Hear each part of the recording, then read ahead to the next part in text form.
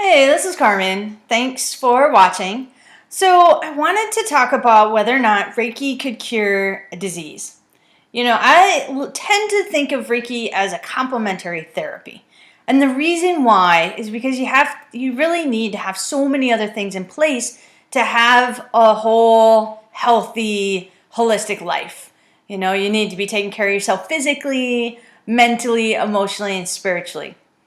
So, if a client is coming in to see me and they are suffering from disease, I could take a recent client, for example, who was in the late stages of liver disease.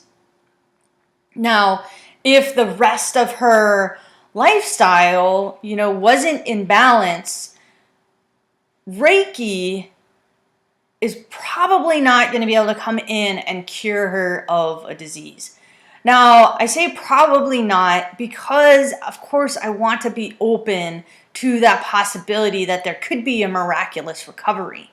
I've certainly seen enough miracles to know that sometimes, you're just ready as a client to click with your full and highest potential, and that can really change things down to a DNA level, right?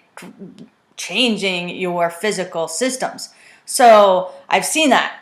I know that it can in fact happen, but the chances of that happening are greatly reduced if your lifestyle is not going to support you on your healing path. This desire to be healthy.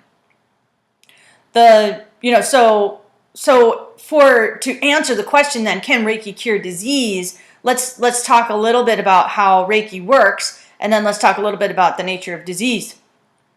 If this is a growth or a tumor or an illness, or something physical inside of the person's body, then energetically, Reiki has the potential to come in and bring those waves or that frequencies of disease or illness into a healthy vibration, into the wave frequency of Reiki.